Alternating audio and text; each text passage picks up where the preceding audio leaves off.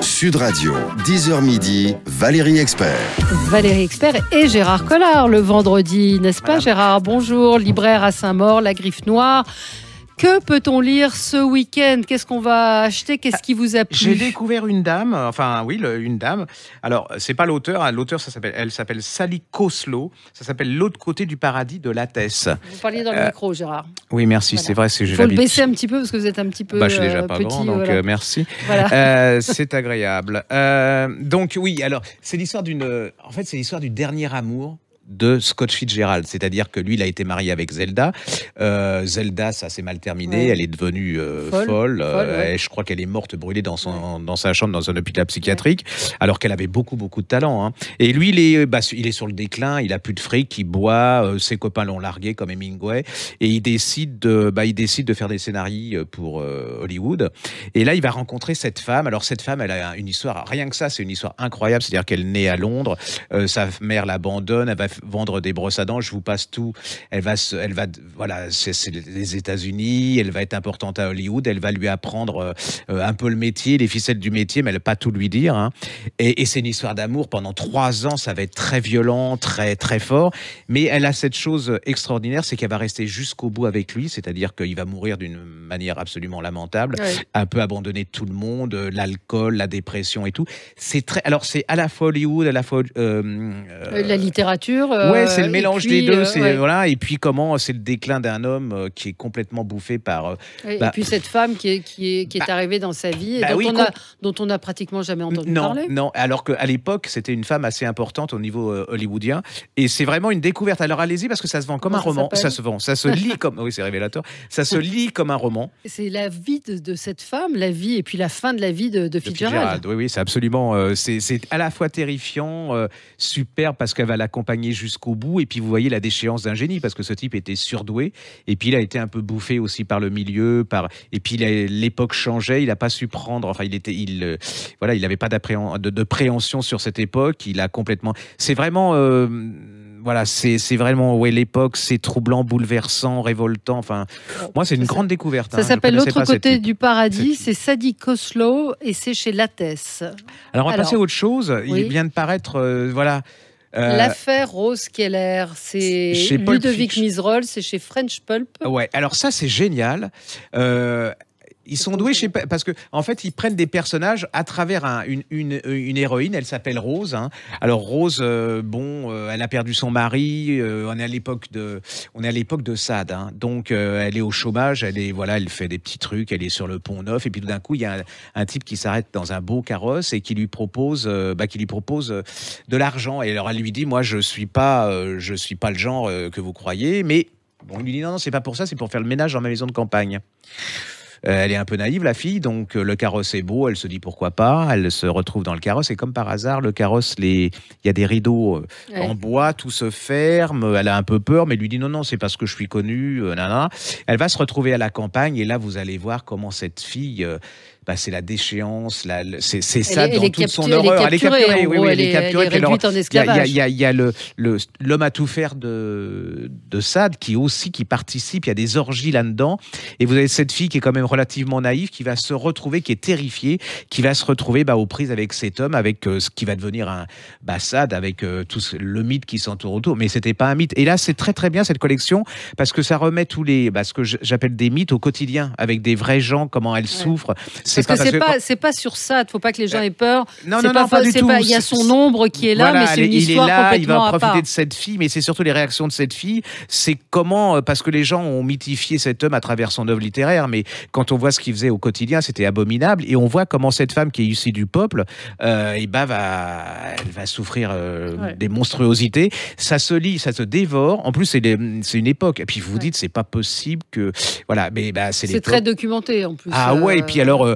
Vous vous rendez compte qu'on pouvait faire, quand on était aristocrate, on pouvait presque tout faire et que personne ne mouvetait, quoi. C'est vraiment hyper bien fait. Ça s'appelle l'affaire Rose Keller. Donc, c'est Ludovic Miserol qui est l'auteur et la maison d'édition que je ne connaissais pas. C'est French Pulp. French Pulp. Ouais, Voilà. c'est une petite maison d'édition qui fait des petites merveilles et qui avait écrit il y avait un livre de toujours Miserol sur, vous savez, ce petit esclave qu'on avait été prendre aux Antilles et qui était devenu l'espèce de poupée de Madame Bovary, Madame du Barry, et qui va la trahir et elle ira à l'échafaud un peu à cause de cette. Allez-y, c'est vraiment une très très belle collection. Alors, La splendeur des Bruneuf, ça vient tout juste de paraître génial, chez ça. Fayard. L'auteur, c'est Iseult Williams. Alors, les Bruneuf, ça vous dit sans doute quelque chose. C'est Babar, évidemment. oui. C'est ce qu'on, quand on dit Bruneuf, on pense à Jean de Bruneuf, le créateur, après à son fils Laurent, qui en a fait une c'est star lui, de Babar. Mais en fait, c'était une famille d'intellectuels.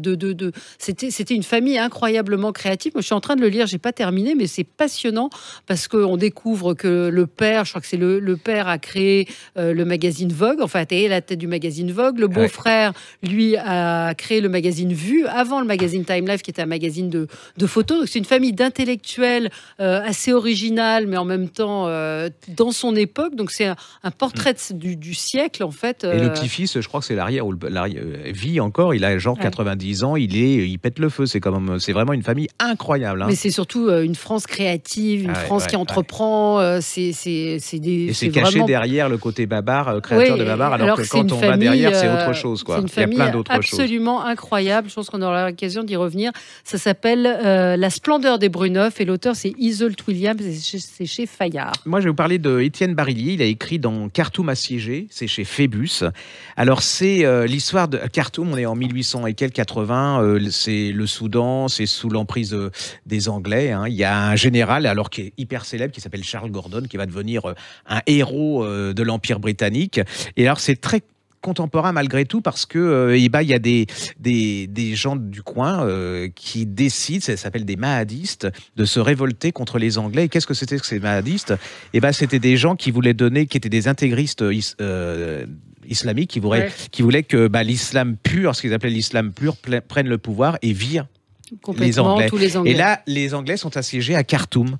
Et c'est à travers plusieurs personnages, toute l'histoire de cette colonisation, de ces gens, des Anglais qui sont là-bas, qui comprennent pas trop. C'est aussi, ils sont assiégés, donc c'est un roman d'aventure, hein, c'est-à-dire. Mais qui est encore une fois très documenté. Ah, mais c'est un ça, épisode historique. Absolument, réel tout est documenté. Vous allez découvrir qui est Charles Gordon, pourquoi il y avait cette révolte. Mais surtout, ce qui est impressionnant, c'est qu'on se dit, il y a vraiment un grand parallèle en ce qui se passe notre époque et ce qui s'est passé à cette époque. Ouais. C'est même un peu inquiétant comment ça s'est... Surtout que les dirigeants aujourd'hui du Soudan sont des héritiers de cette famille. Absolument, des mahadistes. Ouais. Donc, vous voyez, c'est le relais, le relais entre les deux livres.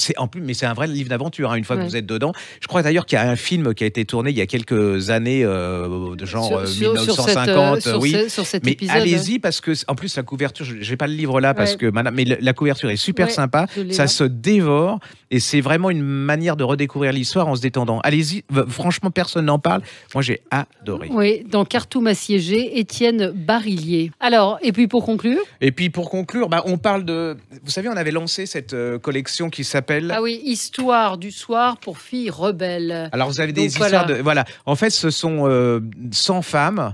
on raconte 100 femmes qui sont plus ou moins inconnues et je trouve que c'est bien des sportives, des aventurières, des scientifiques. Et puis comme l'histoire a été écrite par les hommes, elles ont disparu de la circulation. Je vais pas vous en faire des tonnes, mais entre autres Anita Garibaldi, vous connaissez tous Giuseppe Garibaldi. Anita Garibaldi, elle était brésilienne et elle s'est révoltée. Elle était démocrate, elle s'est révoltée avec Garibaldi contre l'empereur du Brésil.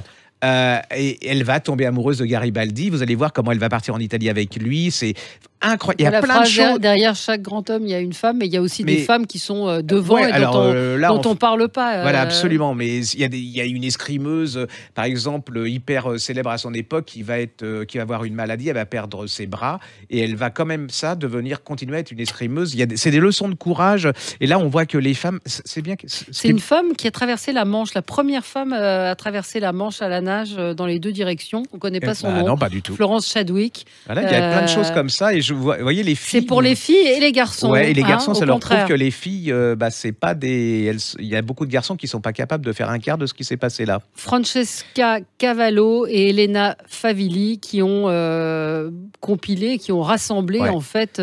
Et ça marche très toutes bien ces auprès des femmes, ados, enfin des enfants, parce qu'on peut en parler avec les parents. Les images sont assez sympas, c'est écrit ouais, gros. Et chaque chapitre est comme un roman. Et puis ça permet de découvrir l'histoire l'histoire d'une Comme un femme. Il roman. faudrait presque faire un livre sur chacune de ces Absolument. femmes. Luo Dengping, grimpeuse de l'extrême. Et ben voilà.